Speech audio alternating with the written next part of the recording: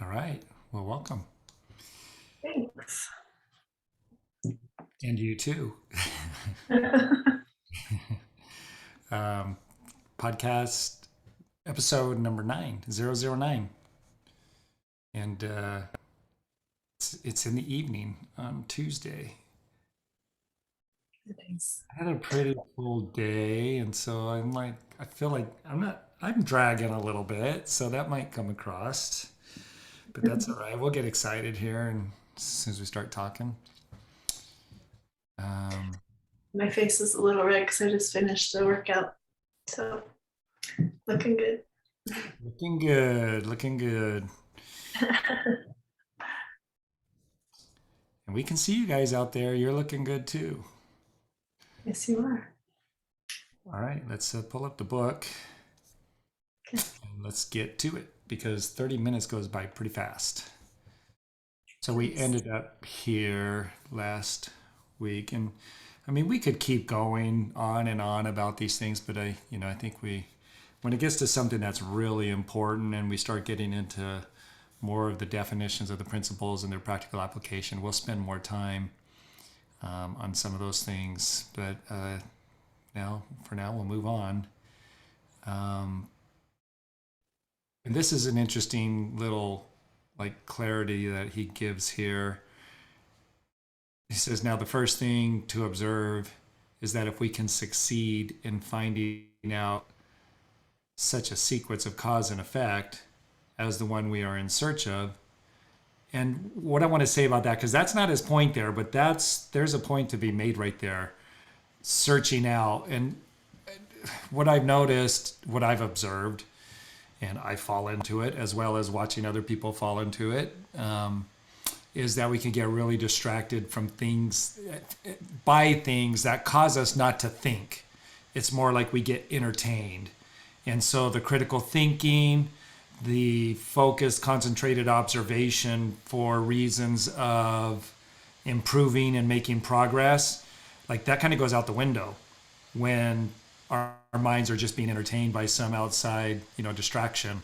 And some distractions are good, and I'm not, going to say, categorize which, you know, distractions are better than others, but I mean, it's, what do they say? What was the show when we were growing up? Different strokes for different folks, they say. So, Yeah. um, I'm not going to judge that and think that my distractions are, I'll say this, that my distractions are just as wasteful of my time as other distractions out there, that some of them that, distract me. But I do monitor that and I make sure that do you want to give the example of the boulders and the rice and the whole jar thing, like what that is? Yeah.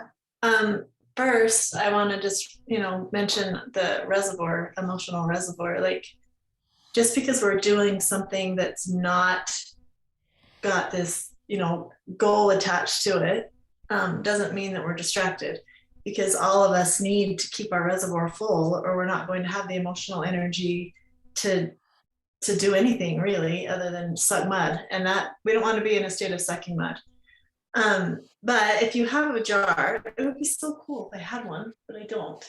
But pretend like I have a mason jar here and I have rocks that are, rock size, and then I have gravel, and then I have sand, and then I have water.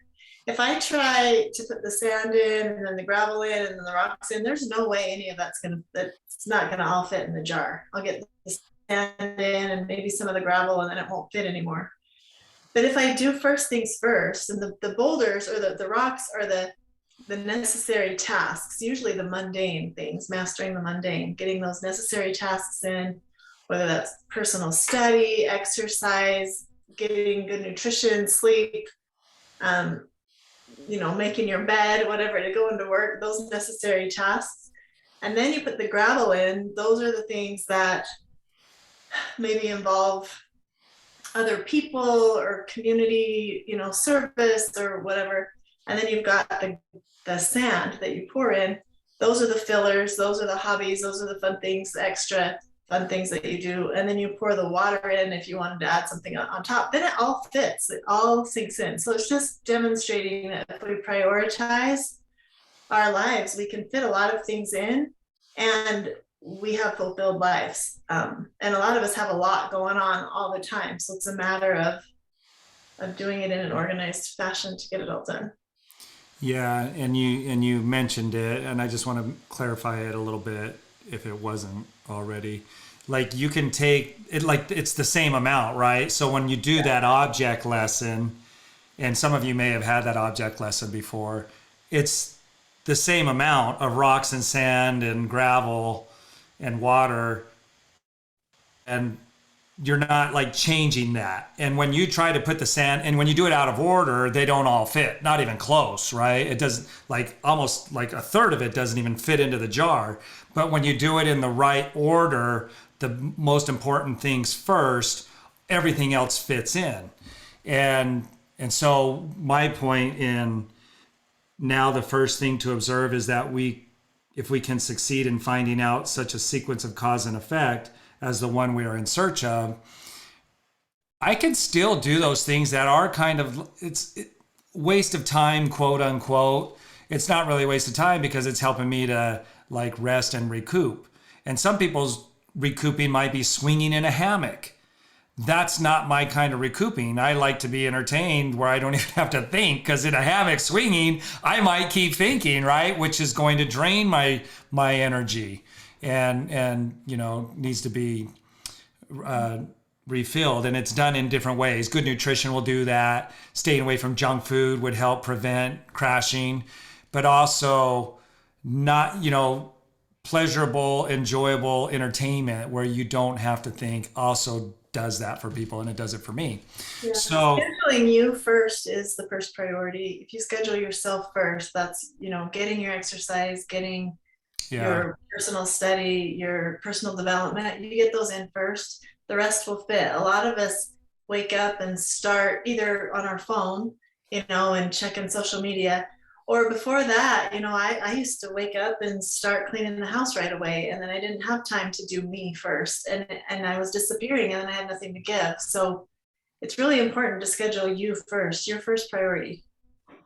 yeah. And that was my point, is that I make sure that I'm monitoring and I'm aware that I'm getting those boulders in first, like you were just saying.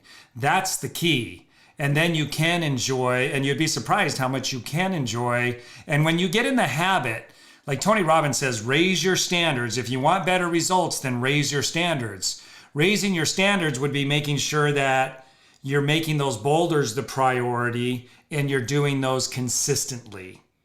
And so when I'm in like my zone, it's working out in the morning, it's getting my exercise, it's getting my visualization in, and it's getting in some personal study, whether that's listening to an audio, reading something where I'm being made aware of more things that I wasn't aware of. So studying something to become more aware. And then eating right that morning and making sure, and we've been up pretty late the last couple nights, like 12 o'clock and beyond. And typically we're pretty much getting into bed by 11. And even just that little half hour, like let's say that's 11:30, that catches up with me. So those are things that, like, okay, if I do that 2 or 3 nights in a row, it really starts to affect me how I'm going to produce the next day. And so, like, I got to catch myself and say, okay, don't get in the habit of doing that, because that's going to throw you off in your other stuff. And it's harder to work out the next morning. Maybe not the first night I stay up late, but the second and third night I do. And if that was a habit for me, I probably wouldn't exercise. I would probably like skip out on that in the mornings because it's just too hard. It takes too much willpower to overcome it. And so I'm making the obstacles myself. Like I'm self-sabotaging, right? And so I recognize what those things are, because I recognize what things are my biggest boulders now. And that comes from critical thinking, deductive reasoning, observation, trial and error, experience, and then watching the kind of results that we get in our lives. So that does take some time and it takes some effort. And I would say that the challenge for today is, in this generation, is all the distractions that would get us into not raising our standards and discovering what those big boulders are in our lives. And that's part of what the podcast is for too, is also to help people to be aware of what are some of the things, if you want to be successful and progressive, what are some of the standards that we need to raise? What's the knowledge behind those standards. And the biggest one, and I'll just throw it out right here in the beginning, and we're going to get into this more and more, it's thinking. Thinking is the greatest, most powerful force in the entire universe. Thinking. And we do it every day. And some of us do it more effectively than others. So just throwing that out there.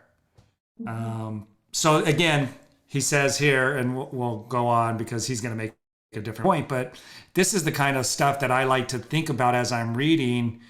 And Will Smith's grandmother, I think it was his grandma, said to him, hey, if you ever get stuck, just know that somebody else has also been stuck like you're stuck with the thing that you're stuck with, that circumstance, and they figured out how to get past it.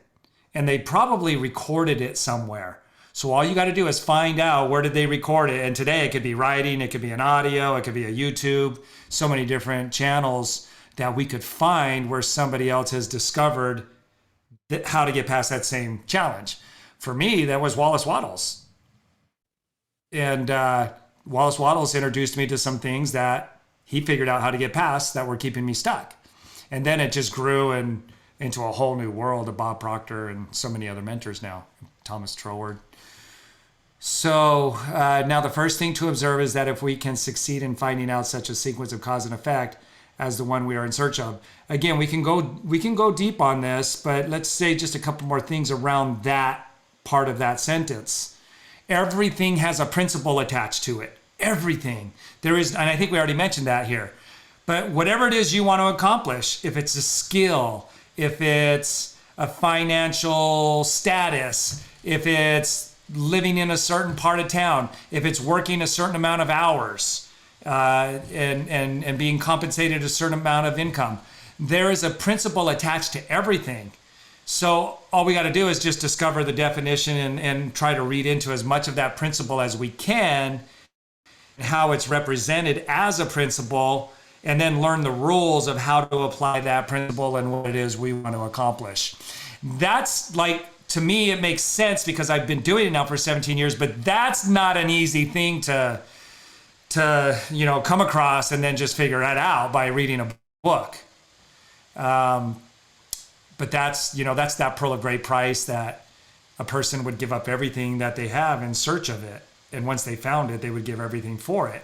Because in giving what we've labored for, by gaining that thing, we could have whatever we want. Literally, the universe is, at your command. So, again, that this cause and effect, once you really start to sit down and think about that and you learn how to do, like, what caused this to cause this to cause this to cause this. And then what I like to do is reverse engineer it. Charles Handel taught me that, how to reverse engineer things forwards and backwards. And then you can see the correlation and the relationship between different actions, which helps you to see that principle in operation a little bit better and how it creates cause and effect and the results. And then once you start to become familiar with cause and effect with some of the simple things and some of the obvious things that you haven't really thought about before, you can start to see how that plays in your own life. And then, on the deepest level, it's with everything. You can see cause and effect. Somebody could tell you a challenge they're having, and you could reverse engineer how they got to that problem they're having, even though they're completely oblivious to it. And so I think that's why, was it King Solomon that was known for his wisdom? It was because the knowledge that he had and the understanding of all these principles, that he could basically see the domino effect forward and backward with any circumstance that anybody was bringing in front of him. So it's powerful when you can see that in your own life and then start to rectify it and get in harmony with the principles. Because once you're in harmony with the principle, then you automatically get positive results. Anything you want to add to that? Well, I just like how it has "we" italicized, so it's letting us know that the opportunity is there for all of us. It's up for the taking, and it just takes taking the knowledge, but not just having knowledge. And that's where a lot of us get stuck. Like, I've read the book, I've listened to the podcast, I've done the thing, but we need to be willing to incorporate it into our being, like apply it, and not just apply it to check it off the task list, but apply it to have it become a part of us by introspection and all the things that you said. So I just really like that. It's like, if we will just do these things, then we can have it, too. It works for everyone. It isn't a respecter of persons, like it would say in scripture. It doesn't discriminate. I mean, you can do what it takes, and what it takes for you might look different than what it takes for me. The principle is the same.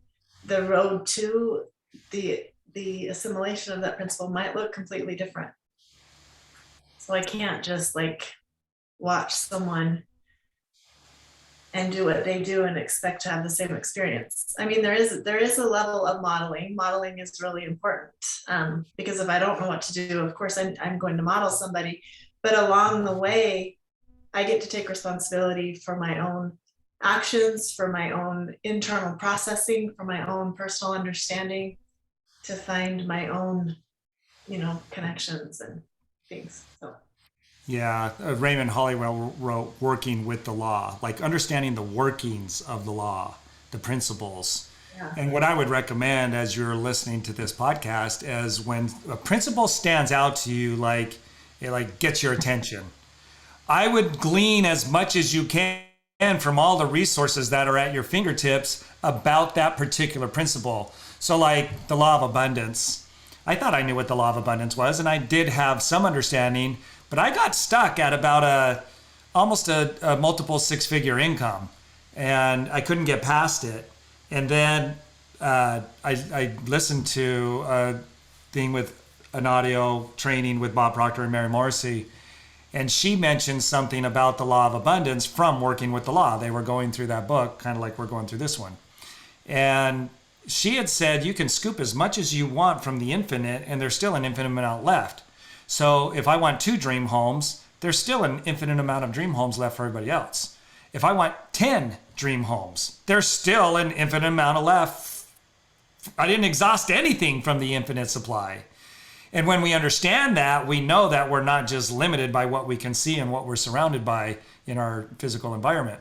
So that, when she said that, like, that got me on a trail to start like reading more things and finding more things. I think the book The Kabbalion, that was something that I think I started reading because of that. And I just started gleaning as much as I could about this infinite supply and abundance. And when you read enough and you start getting enough from different sources, that's the internalization process. And that's an individual thing. I'm making the effort. I'm not just showing up to a class or listening to a podcast and receiving it there. I'm making some effort, and I'm going out and searching and doing all this investigative work, kind of research. And when you do enough research, something happens and you start to internalize it, and you see it differently than you've ever seen it before. And if you really get into it, you'll see it differently than most other people see it. You'll see it more in its true light. And then that's going to give you the advantage over the environment, over the forces of the physical environment. And then your results are going to be more favorable and more enjoyable. So that, I would highly recommend that if something sticks out to you, even though like just what, like you can do a word search or you can do a sentence search, whatever it is that said something, search those things, and then it'll grow and expand, because what you focus on grows. Make sense? It does, and not not to belabor the point, but I'm feeling strongly like I need to share something. So it might And can I seem just one thing, because you said that, that's where the magic happens, you guys, is when you do what I just talked about. That's where the magic happens. yeah. And for me, you said Wallace Wattles and Working with the Law was your beginning, and then Mary Morrissey helped to bring some things to your mind, and all the reading and gleaning, and it just brought back a memory of an experience that I had that was along the same lines. I thought I understood the law of love, and felt like I loved a lot, and I was loving, and I didn't feel, I don't know I don't remember what I was missing, or I can't give the words to that, but I knew that I was missing something, and I was that was the place where I was struggling. Like if you listen to the last podcast, you'll hear a lot about that. And I started going to the classes and started reading the books. And I spent every morning in, I could show you the chair, it's just right over there. And I would just listen. So I've always been a reader. I have lots of knowledge and I had a lot in there. And what I was missing, a big part of that was just the listening, the pondering, and just letting what was already inside of me. And I was still reading every day. But then I would sit and just listen and allow myself to connect to the spirit, to the thinking stuff, whatever you want to call it. To me, I call it the spirit. I allowed myself to connect to the spirit, and I listened. And I heard a lot of things that if just by reading, I never would have understood. And Mhm. it all came to a big culmination when I was at a training that I had been to several times, and I was watching a film. It was a YouTube video. Um, what's his name? Nick Vujicic, the one that has no arms and no legs. I don't remember how to say his last name, but I had watched it several times, and watching it, thinking I should be feeling grateful right now for my arms and my legs and the fact that I don't have the same challenges that he had.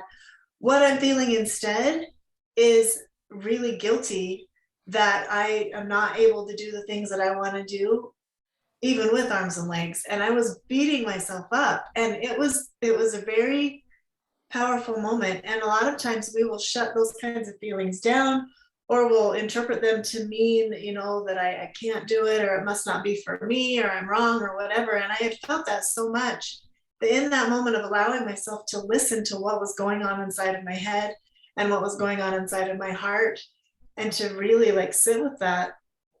And then with all the practice that I had been doing with sitting in my chair and just listening, my answer came to me in that moment when I was beating myself up about like, why am I not feeling gratitude? Why am I such a horrible person? And then it's like, are you really a horrible person? And so then I started to really understand what it was that was in my way, but without letting myself actually sit with that and listen to what was going on inside of me. I don't know if I would have ever found a way out of that. Mhm. I would have just let that be the reason why. It was that was my excuse why I couldn't do things. And finally it became my answer. And then in the chair, I started to read again about love. And I had the thought to look up the word as and the word like, words that I've known my whole life, that of course I know what they mean, but there was a strong impression that said, look these words up. And I did. And it taught me about love in a completely different way, that I can't love other people and love God and leave myself out and have it work. It doesn't work. I have to have me in there. Again, going back to the beginning, putting myself first and allowing myself to be okay with myself and to put, to do the things that I want to do. And it was a powerful experience. And it wouldn't have come if I would have just been filling myself full of information all of the time. I had to sit quiet and I had to listen, and I had to allow myself to feel things that didn't feel good instead of get so busy that I escape those things. And I just feel like sometimes that's what's missing, is that introspection time, that the power, like God knows what it is we need, and he's going to tell us if we'll just listen. And sometimes those negative emotions are the clue. And so let's listen to them and be grateful for what they're there for. They're there for a reason, to tell us what it is that's missing. So I Yeah. don't know why I felt like I needed to share that, but I thought I might as But well with that's what such an I'm important feeling. part because that's the part that is magical. And I didn't articulate that. That when you're gathering the information, it gets you into a tune, it gets you into a channel like you're dialing in on those old radios where you turn the dial, and it gets you focused on something. And then, like, I like to get, well, I'll do it on my iPad now, and it's like an endless whiteboard. And as I'm sitting there contemplating and pondering, Whitso, in A Rational Theology, he talks about the infinite and eternal Holy Spirit. And he says, now I'm not talking about the Holy Spirit that's a member of the Godhead. And I'm talking about the wireless communication system that's woven into the fabric of everything, that has all knowledge and all understanding, and it's communicated. It's the wireless networking system of the universe. And when we sit and we ponder like that, we tap into that and it communicates to us. It's not us. And it's not something in our brain that's been exposed to it. It's literally an outside intelligence that's communicating to us in a conversation, just like we're communicating right now. And when we're quiet, it will give you intimations of light, like you were talking about, strokes of ideas, intimations. It'll help put those things that you were gleaning into their proper order and proper perspective to where it has meaning for you as the individual.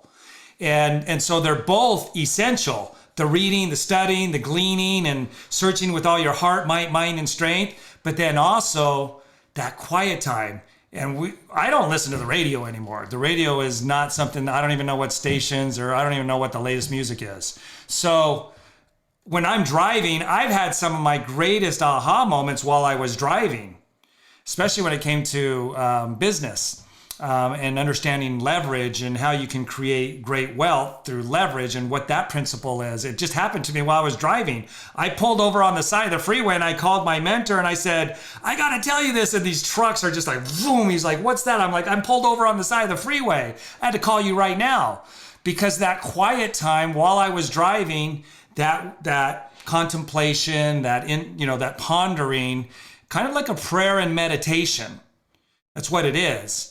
And that communication comes to you when you've been doing all that other work very powerfully.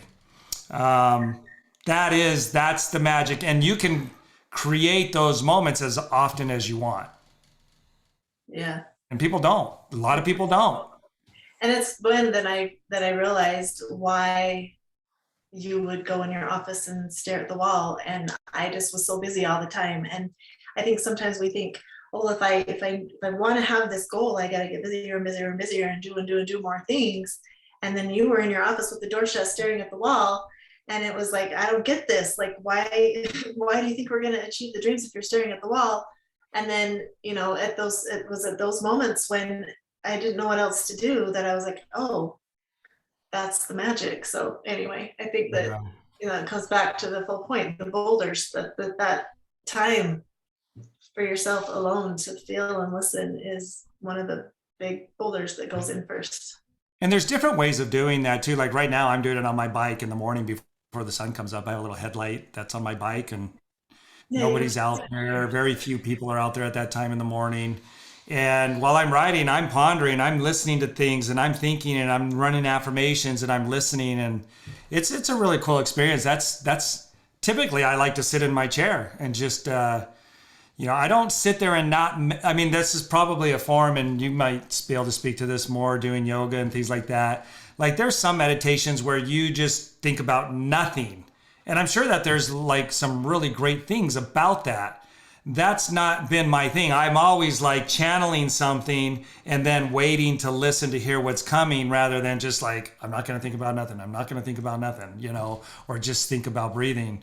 There's a relaxation. That's probably a great stress reducer, along with other benefits as well. But when I'm pondering like that, there's a goal. There's something that I want to accomplish through that meditation process, and not just leave it to random.